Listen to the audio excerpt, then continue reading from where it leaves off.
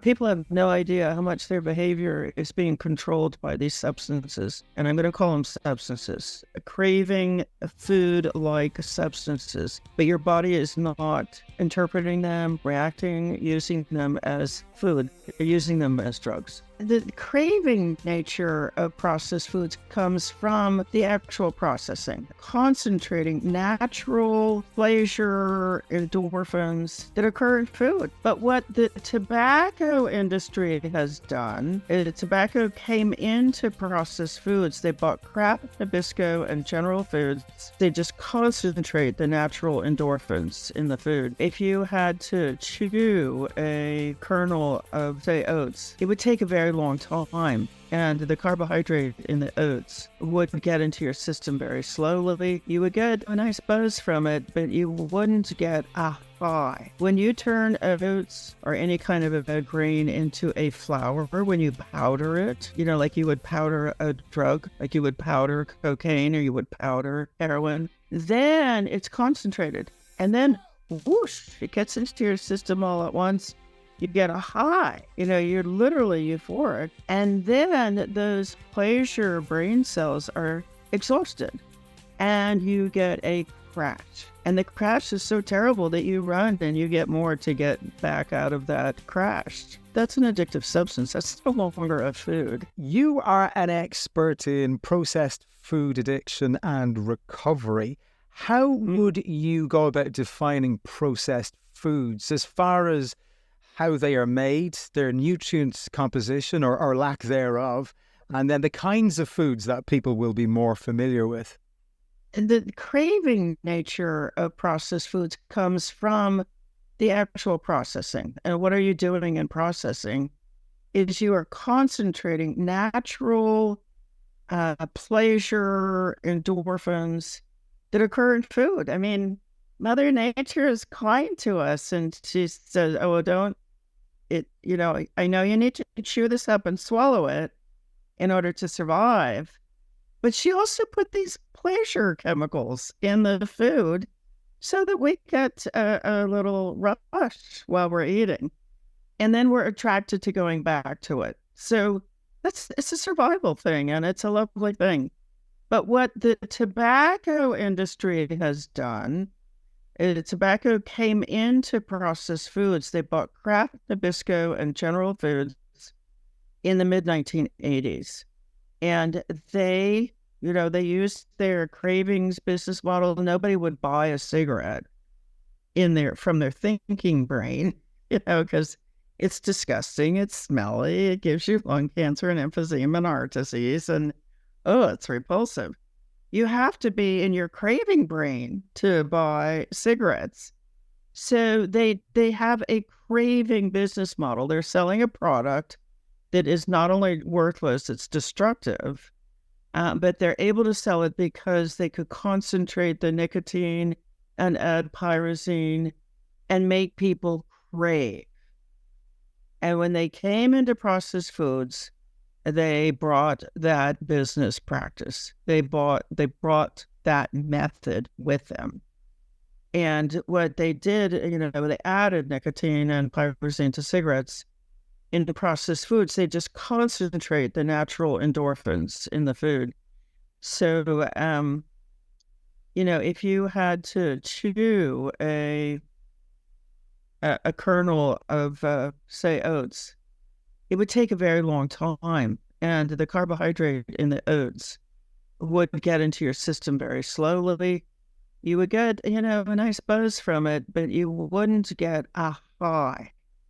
When you turn oats or any kind of a grain into a flour, when you powder it, like you would powder a drug, like you would powder cocaine or you would powder heroin, then it's concentrated. And then whoosh, it gets into your system all at once. You get a high. You're literally euphoric. And then those pleasure brain cells are exhausted and you get a crash. And the crash is so terrible that you run and you get more to get back out of that crash. That's an addictive substance. That's no longer a food.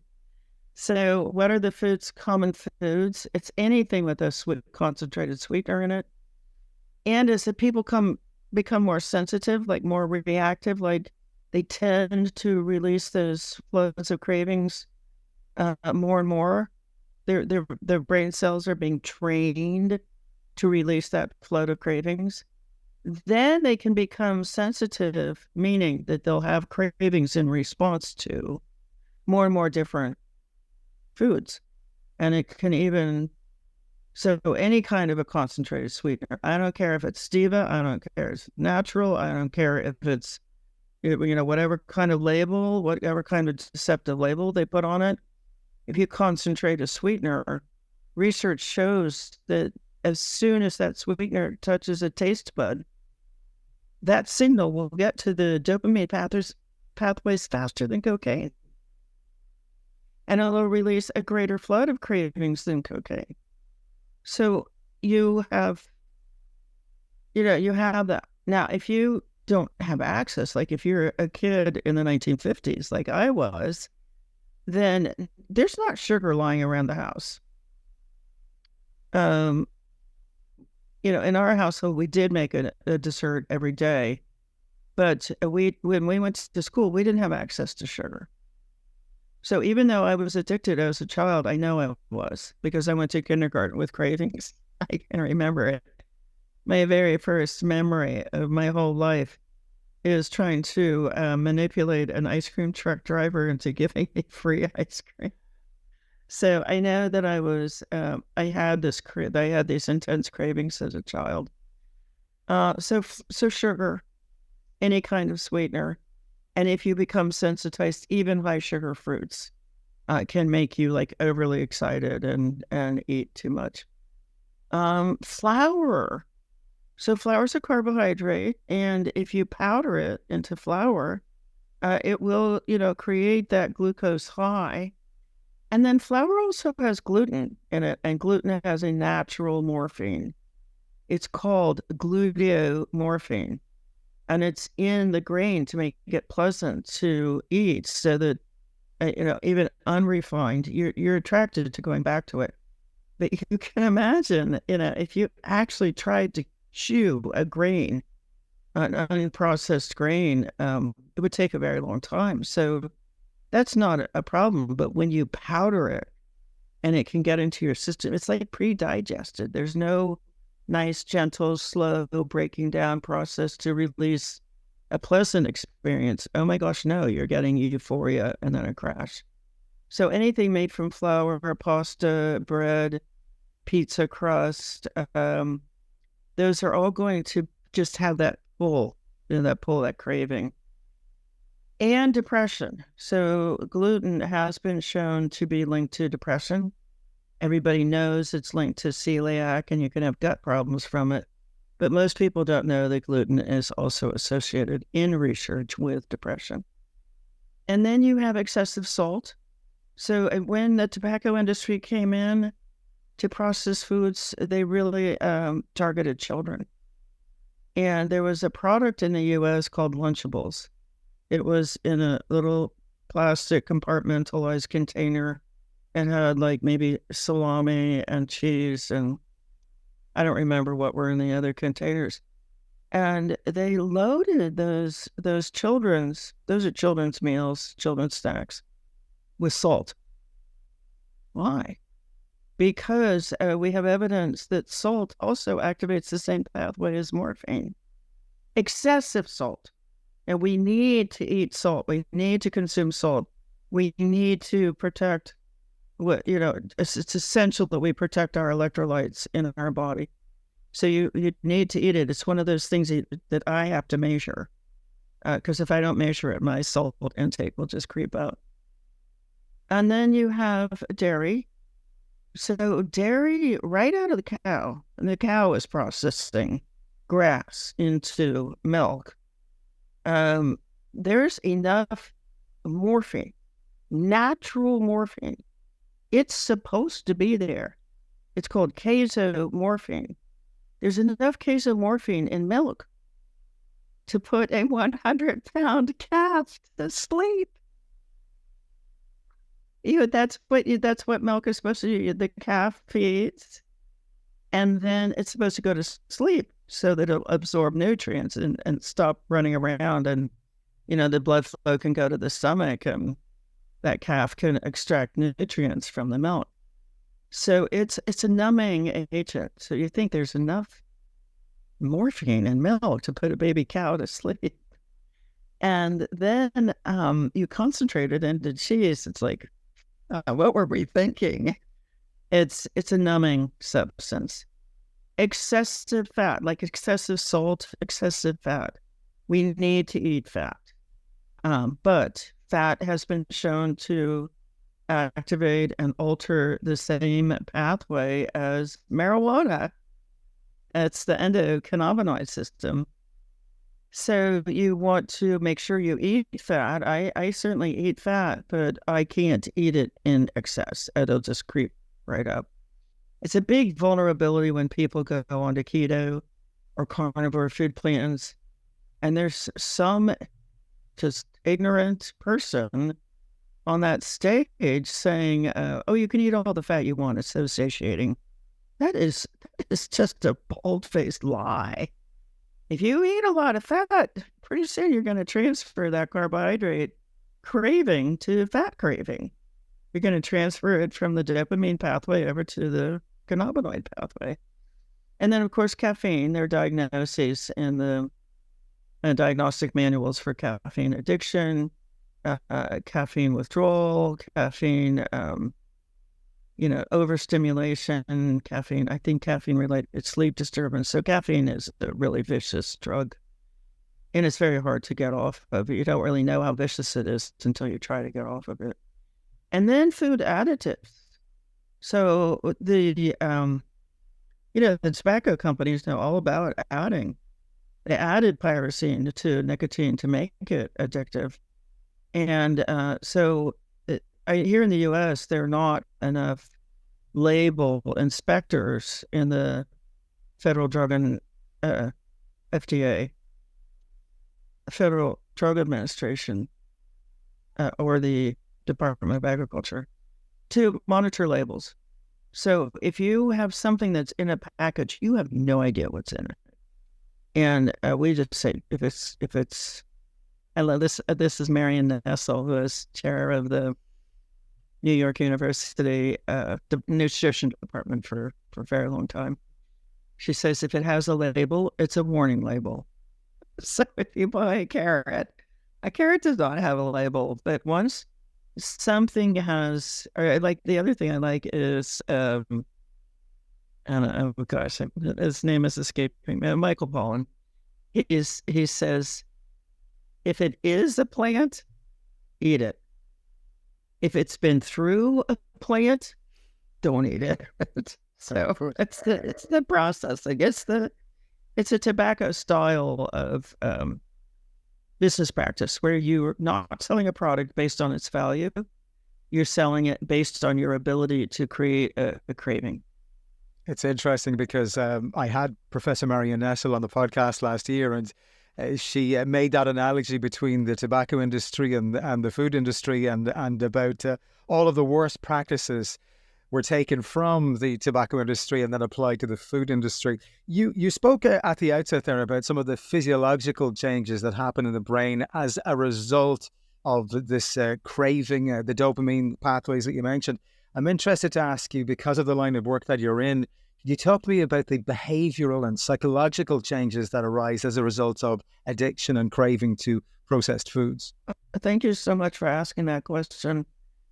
People have no idea how much their behavior is being controlled by these substances. And I'm going to call them substances. They're, a craving food-like substances, but your body is not interpreting them, reacting, using them as food. They're using them as drugs.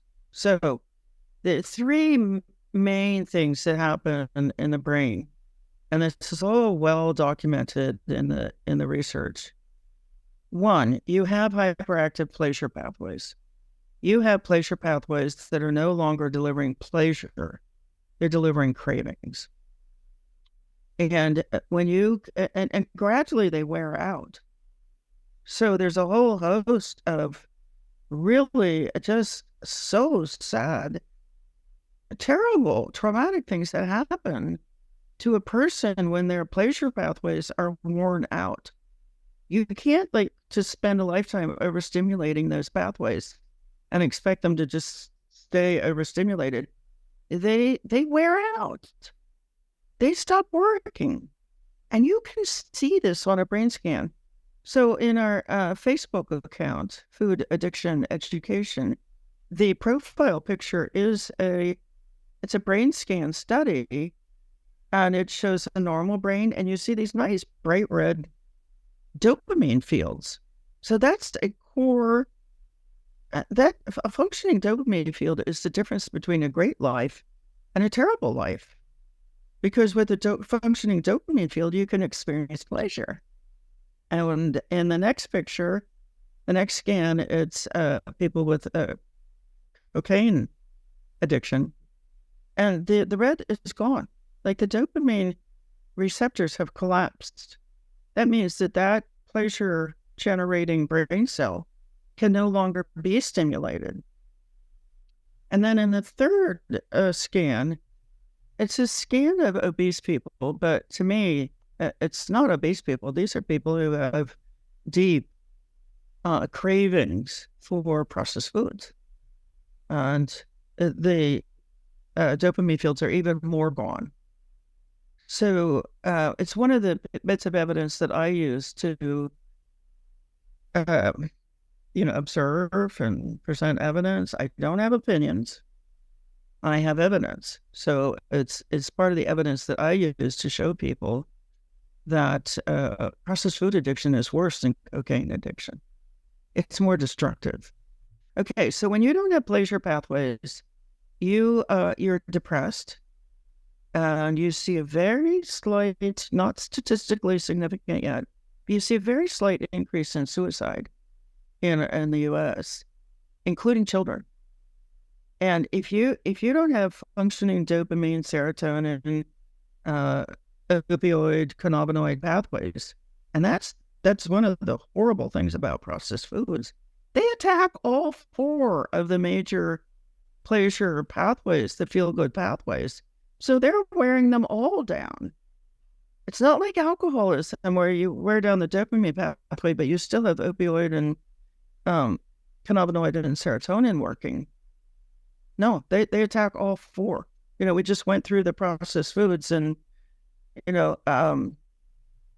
sugar and caffeine are attacking dopamine. Flour's attacking serotonin. So gluten and salt and dairy are attacking the opioid pathway, and then you have excessive fat attacking the cannabinoid pathway. So this is it's called polysubstance use, but it's devastating. So mood-wise, you don't have your pleasure pathways anymore. And so you think, oh, I'll go to a therapist, or I'll go to a support group. And what happens there, the therapist just says, okay, let's go through your childhood issues. And they start, resurrecting, activating these childhood trauma memories in this brain that's already in incredible pain. And it just makes it worse. So therapists, if you're a therapist, please, please, please, get your patients enough treatment, enough support, enough surround support. It's without surround support, this is a very deeply embedded cravings at this point. Please don't start, stirring up trauma in a brain that's broken. It'll come back. That's the good news. And it doesn't take long. So that's one thing that's happening. The next thing that's happening is the processed foods hyperactivate the stress pathway. So the technical name for it is CRF, corticotropin releasing factor. So the brain starts pumping out this factor, which travels to the adrenal glands and releases adrenaline into the body. So you have epidemics in the U.S., and I think increasingly around the world, of anxiety and depression. So if you have elevated adrenaline in your body, you have anxiety, but it's not related to what's going on around you. It's a chemical response. It's like you've taken an anxiety pill and now you have extra adrenaline in your body. So you're anxious and afraid. The cravings are, making, when you talk about affecting behavior, it's driving you to look for food. Also, chronic dieting, the brain interprets that as a recurring famine. And you have a survival, deep in the cerebellum, you have survival instincts that say, oh, chronic famine, well, we need to carry extra weight to get through this. This is a recurring famine. We call it yo-yo dieting, but the brain is experiencing it as chronic famine, recurring famine. And so it's now hyper-activating food seeking. It's vicious. And you experience that as food obsession. So you have food obsession on top of these food cravings. And people now, when they come into our programs, I ask them, what's the most important thing for you? I want to stop thinking about food. Maybe they have diabetes and they have obesity and then they have kidney disease. But what's number one? I think about food all the time and I want to stop. So it's the food obsession. And that will also drive behavior. And then the third thing that's happened is so tragic, especially when you consider that these vicious industries are targeting children, is the blood supply is going back into the midbrain, into these craving pathways. And the thinking part of the brain is not getting blood flow. And the thinking part of the brain is learning, paying attention, solving problems, making decisions, memory, impulse control. That's all here in the thinking part of the brain. And so people then lose their abilities to do those things. You have helped so many people down through the years with these kinds of addictions. How do you go about initially diagnosing somebody with a food addiction? Do you do brain scans? Do you run tests on various biomarkers? Do you do psychological assessments? How does that work? It's an easy answer. First of all, I am not licensed to diagnose, and there is no diagnosis for processed food addiction in the diagnostic manual. Wow. So there's a diagnosis for alcoholism, for marijuana addiction, for cocaine addiction, for stimulants, even for caffeine, and there's not one for processed foods. So what I did my doctoral work on was I took the diagnostic criteria for alcoholism, and then I validated that diagnostic tool. That is a tool which I validated for overeating, for processed food use. In other words, it's a questionnaire.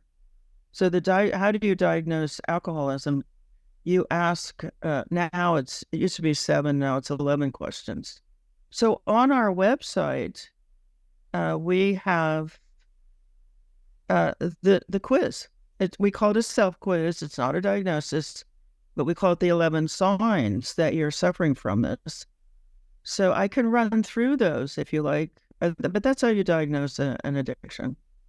Well, I can run through them if you like. Yes, certainly. But just before you do that, I'm amazed that there's no diagnostic framework in place for this massive problem, because we're talking about food addiction to processed foods that are everywhere. I can only think that there's a certain number of people addicted to alcohol in the States or in the Western world or even globally. But I would say that would be dwarfed by the number of people who are addicted to processed foods. So it You're exactly right. Yeah, you're exactly right. But there are a couple of differences here. One, all of those diagnoses I just described are a single substance, except stimulants, and stimulants are a class. This is a this is, rarely, as sometimes you'll find people who are just like kind of walking by the sugar bowl and having a spoonful of sugar. Mostly it's in combinations. So you have to get the American Psychiatric Association to somehow agree. And so this is what I did all my doctoral work on this question. How do you know it's an addiction? Well, they did it substance by substance, and you have to identify the psychoactive substance in each of those. So in the psychoactive substance, in other words, the substance that makes all these changes, in alcohol, it's ethanol. In marijuana, I think it's THC. But you have to identify the substance. So in processed foods, you have thousands of substances. And nonetheless, there's a researcher at University of Michigan who's making an attempt to get this into the DSM. Here's the DSM diagnostic manual for mental illness. Here's the real tragedy of the DSM. It is some eating disorder communities pushed and pushed and pushed and pushed and got a diagnosis called binge eating disorder into the diagnostic manual. When I look at that, I think, oh, that's the work of the processed food industry, because they would like to make this a behavior disorder. It is not a behavior disorder. It is a substance-based disorder. So a behavior disorder is sex addiction or spending addiction or gambling addiction. There's a diagnosis in the manual for gambling addiction. One person just did all the work and laid out a gambling addiction, and the American Psychiatric Association accepted it. And so if you are the processed food industry, what you want in the diagnostic manual is you want a behavior addiction. You want a behavior disorder. You don't want anybody drifting over here and saying, oh no, it's the substances. There's that tobacco industry again. Now they're all dressed up as processed foods. It's the same business practices. Oh, it's the substances. You don't want people to say that. If you're the processed food industry, like you want, oh, it's, willpower. Oh, they're lazy. Oh, they're sedentary. Oh, they don't get enough exercise. You constantly want to be deflecting back to the individual. You never want somebody to come over and say it's substance use disorder. So these good-hearted people, they worked real hard to get that binge eating disorder diagnosis. It's a mistake. Like, if you look, and one day I just sat, this is before the manual was available electronically, and turned each page in all of the substance use diagnoses. And I looked at each line. I looked very carefully, and it took me a while. The word binge does not exist in any other substance use disorder. It's nobody in the addiction world, the substance addiction world, cares about the pattern with which you develop compulsion around these substances. They care about what happens on the other side. What is your behavior? What are your losses? What does it look like? So they can ask these 11 behavior questions, and that's how you diagnose an addiction. So binge eating disorder is like saying, oh, you don't have cocaine addiction. No. You have a snorting disorder. Or you don't have heroin addiction. You have an injecting disorder. And people they get really upset when I say that, but I'm going to keep saying it because it's true. I just wrote a paper, and I found a good person to co-publish with me about the binge eating disorder neurology research. Like, what are the brains of people with that diagnosis? What are those brains doing? They're all addicted. They'll have hyperactive stress pathways, hyperactive craving pathways, underperforming frontal lobe. They have processed food addiction. And yet the eating disorder community is treating them by manipulating them into eating processed foods. This is the processed food industry treating these people, which is just an outrage. It's scandalous. And the dietitians are the professional arm of the processed food industry. They represent the processed food industry. They protect the processed food industry. And they're good-hearted people.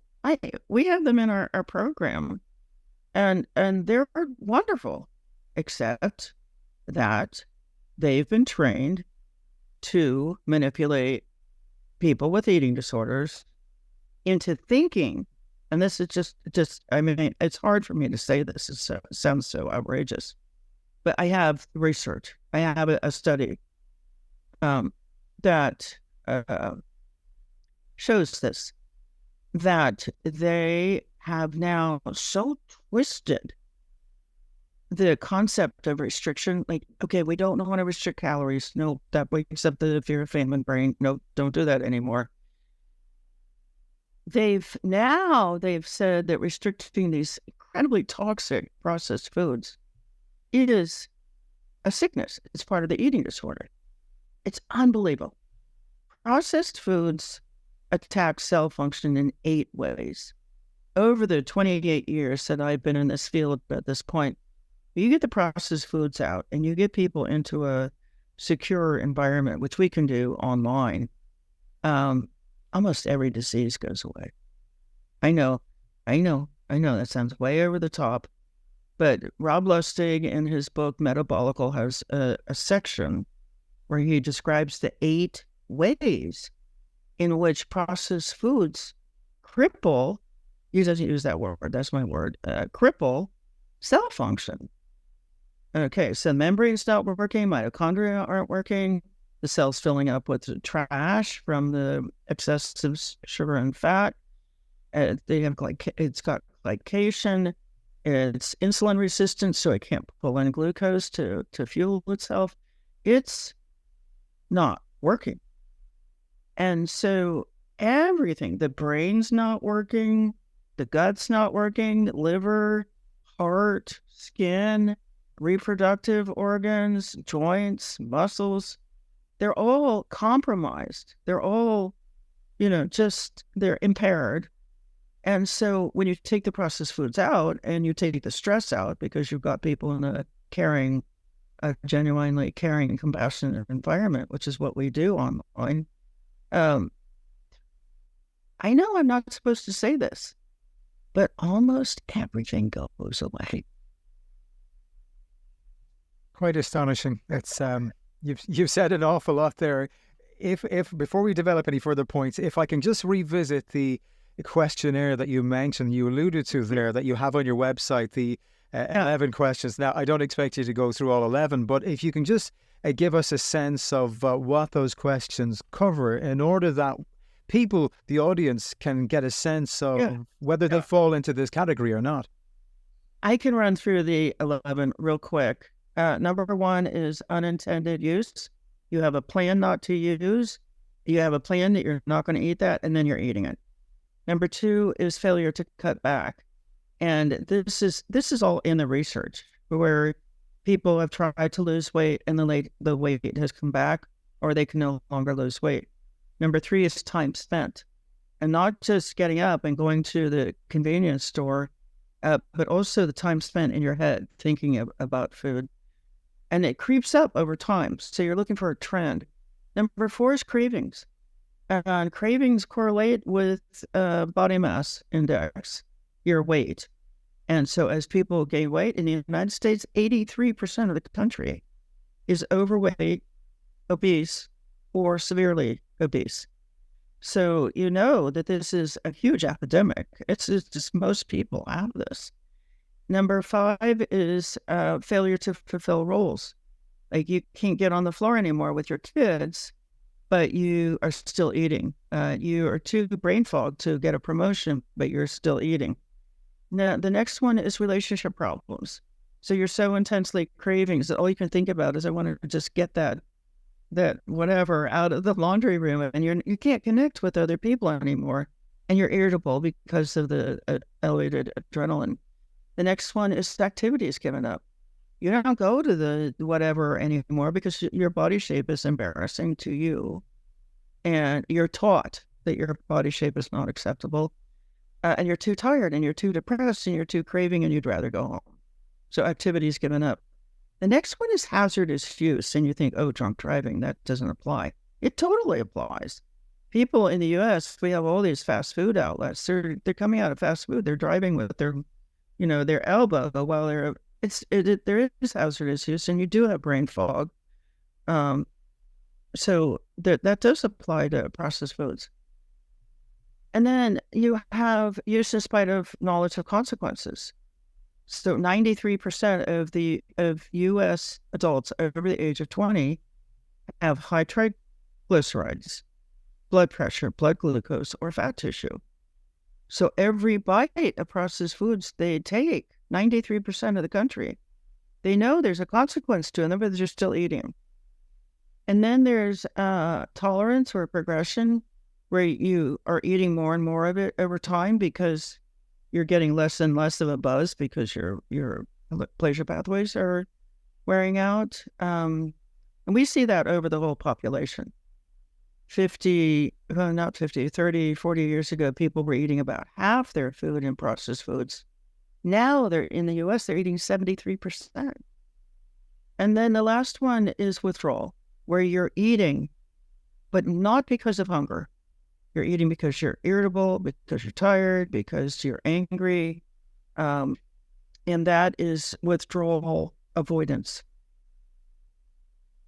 Well, I applaud your memory, remembering all of those 11. A very comprehensive answer, to say the very least. Let's talk about solutions. How do you go about treating people with these kind of addictions, especially in a world so full of temptation? Yeah. So we are wrestling brains back from the processed food industry. They go out and they hire neurologists. They have their own brain imaging equipment, and they formulate products to create the biggest craving possible. So we have gone around that. We have found a way to go around all of that brain alteration. And there's another part of the brain that is lovingly, caringly, just drawing people, pulling people into fitting in. So the processed food industry uses that against people to, oh, everybody's eating processed foods. We'll eat processed foods too. This is a dominant force in the brain. Fortunately, it's the dominant force in the brain, because we're relatively small mammals. And whether you believe in evolution, for 7 million years of evolution, humans survived because they were in a group. So if you were out there by yourself, oh, that hyena or that lion or whoever could have you for lunch in a second. Like you were vulnerable. You would die. So if you were out there by yourself, you would die. However, in a group, humans can fight off anything. So we are very tuned into fitting in, to becoming part of a group that will protect us. And that part of the brain is still functioning away.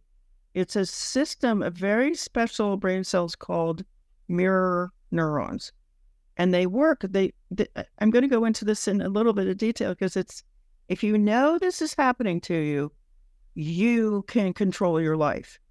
And if you don't know this is happening to you, you are at the mercy of the people around you, including the people that the advertisers are putting on a screen in front of you. So this is where the deep manipulation comes in. This is why people lose control. It's not just the substances. There's another force going on in here, and it is fear of being abnormal. So if you're in a culture like the U.S., where 73% of the food consumed is processed foods, you see that all day long. You see people lined up for, biscuits, in the morning on your way to work at the fast food places, somebody's brought in donuts to the office, and somebody else has baked a cake, and you are exposed to it all day long, and everybody's doing it. This is very, very different from alcoholism, for example, or any other substance use disorder. You could, I never see anybody drinking. I go out, I don't see people drinking. But if I walk out of my place, I see people using processed foods. And right across the street from me is a cafe that's packed with processed foods.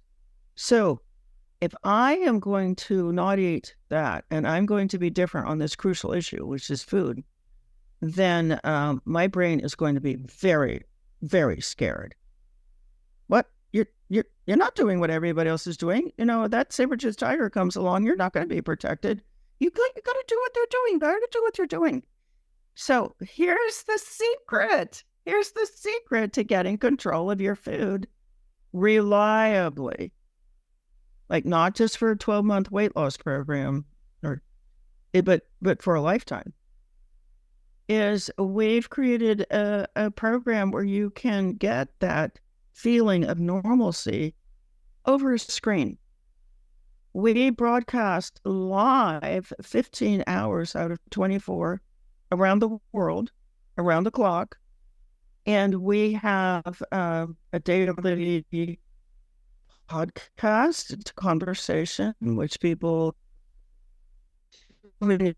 into better than a monologue.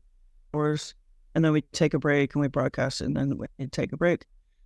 But in the breaks, you can go and get the daily podcast, or you can get a podcast from the archives. You can get a video. You can get on our Facebook group. You can, we provide people with an advocate, so they have a person to talk to.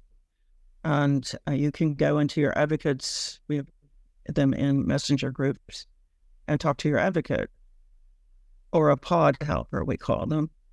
So the point is that we're always there. When you get a craving and you can open up a screen or open up your phone and you can talk to somebody who knows you, who cares about you, who cherishes you, who respects you, and that person is also expert in ideas for what to do, boom, just like that, instantly, the blood flow leaves the craving part of the brain and flows over to the thinking part of the brain. And it's astonishing. But you can be like doing this, I'm ready to do the zombie walk, I'm going to go get it, I don't care. And be back in control, literally in a moment. The other thing that's happening in that moment is your body is signaling to you that you're in a safe place by releasing a wonderful chemical called oxytocin. And oxytocin does travel to the craving pathways and regulates them. So this is the secret. The processed food industry is out here saying, oh, you don't have enough willpower. They're manipulating you literally to death. And then they're deflecting. They're saying, oh, no, it's not, it's not our processed foods. No. It's, oh, you don't have enough willpower. You don't want this well enough. Oh, it's your childhood issues. Oh, you're self-sabotaging. It's none of those things. It's, you need a pathway. You need a technique. You need a resource where you can counter the processed food industry easily. And that's why we're around the clock. When we first started offering this 6 years ago, people signed up from all over the world. We've got them trained now. And so as the sun moves around the world, it starts in the Pacific Rim, Australia, New Zealand, and then we pick it up in Europe and Africa, and then we pick it up across the Americas. And so we have teams doing this live hosting 15 hours out of 24. But if you wake up in the middle of the night in Ireland and you've just got that binge urge going on, you've had a glucose drop, and you're just like, okay, we call it the zombie walk. I'm going to do the zombie walk. I'm going to go get my keys. I'm going to get my car. I'm going to drive. I'll be there when the bakery opens at 6 o'clock in the morning, instead of that nightmare occurring, you just flip open your screen, and it's going to be somebody in North America. It's that because it's the daytime, and so we're there, or it's going to be somebody in Australia probably. There's New Zealand, but somebody will be there. What I want you to do is I want you to give me your contact details and your website in just a second. But one final question before we get to that and before I let you go. We spoke earlier on about Professor Marion Nestle. She's been very, very vocal in this area for decades. She wrote that terrific book, Food Politics, where she was really critical about the role the government had in America, giving free rein to these food companies in order to do whatever they wanted with people's health. What going forward do you think is the answer to this? And this isn't just a problem in America, it's a problem in Ireland, here in Europe and all over the world, where this kind of ideology has been exported. So how do we take on these big food companies and win? Thank you. So way in my past, I have an MBA. I have an MBA from Stanford. And that is how I developed the business knowledge, the addiction business model, etc. I studied business models. So I think this is the only hope. The U.S. government is way too corrupt, and the campaign contributions, the lobbyists, etc. There's no hope from the government. However, I'm working on developing programs for workplaces. It's an ideal setting for recovery, for protecting employees, because you can make it normal inside a workplace by creating it normal not to eat these foods, by creating common knowledge.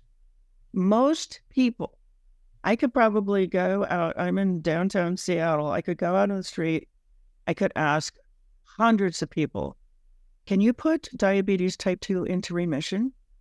Can you put heart disease into remission? Can you put anxiety and depression into remission?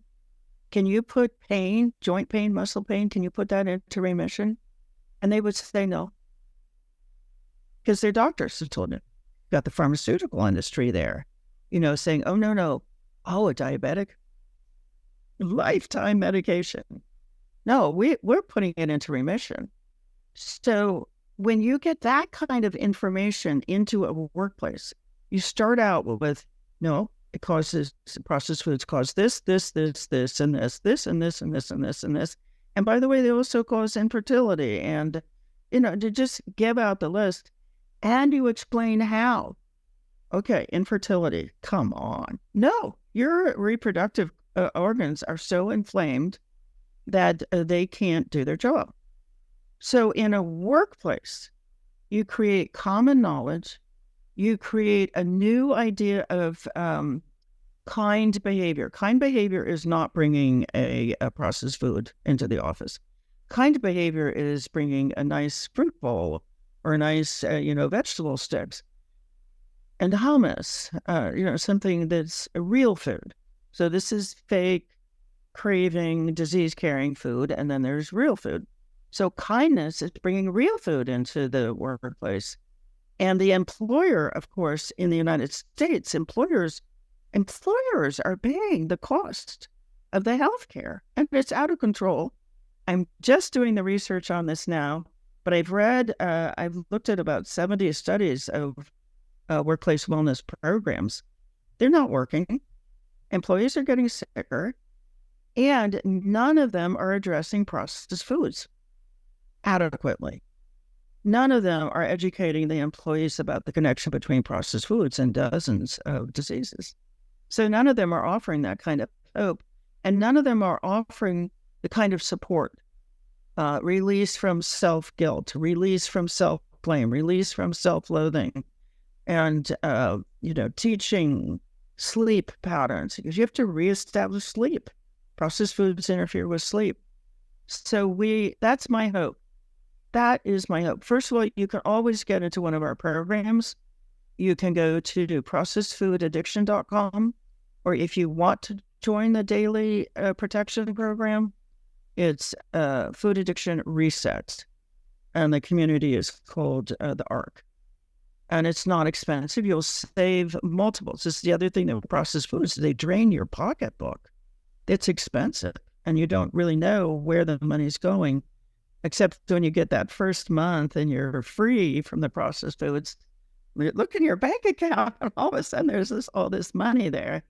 So I know I'm in integrity. I'm charging an amount that you will save. So the program will pay for it itself.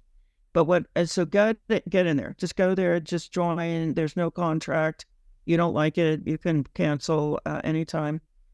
But where I really think this is going to take hold, it's in the U.S. workplaces, because those employers pay. They're paying, they're paying hundreds of millions of dollars, billions of dollars in healthcare for their employees. And so this is where you get, the money is going in the right direction. These employers will save hundreds of millions of dollars, billions of dollars by just educating. And it's not offensive. It's not pushy. It's creating common knowledge of the source of pain. And it's creating an environment that gradually make sure that there's real food available in the workplace. It's easier to get real food than it is to get the fake food.